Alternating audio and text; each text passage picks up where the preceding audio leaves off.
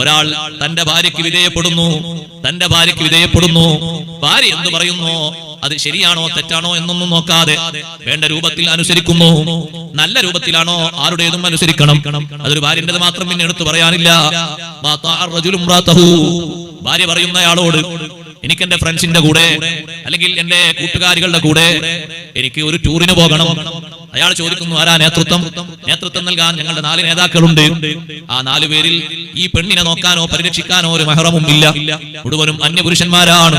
അന്യപുരുഷന്മാരോടൊപ്പം ആർമാദിച്ചുകൊണ്ട് ഉല്ലസിച്ചുകൊണ്ട് ആർഭാടം നടത്തിക്കൊണ്ട് ഇഷ്ടം പോലെ സമ്പത്തും ചെലവഴിച്ച് പോകാൻ 10,000 25,000 രൂപ ഒരുക്കി കൊടുക്കുന്നു.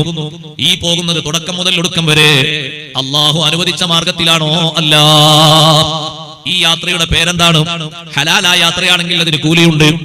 ജമ്മും കസറുമാക്കൽ അനുവദനീയമാണ്, സുന്നത്താണ്. ദൂരം പിന്നെയും കൂടുതലാണെങ്കിൽ ചിലപ്പോൾ ഉത്തമമായി തന്നെ വരും. പക്ഷെ അതിനൊന്നും പറ്റാത്ത യാത്രയാണ്. പറ്റാത്ത യാത്ര പോകുമ്പോ എത്ര പേരാണിപ്പോൾ മരിച്ചൊടുങ്ങുന്നത്? എത്ര ആളുകളാണ് മരിച്ചൊടുങ്ങുന്നത്? ഏതാണ് അവരുടെ ജീവിതത്തിൽ അവസാനം? ആരും സമ്മതിക്കാതെ ഇറങ്ങിപ്പോയത്, അള്ളാഹു പൊരുത്തപ്പെടാത്ത മാർഗത്തിലേക്ക് ഭർത്താവ് യാത്രയാക്കിയത്.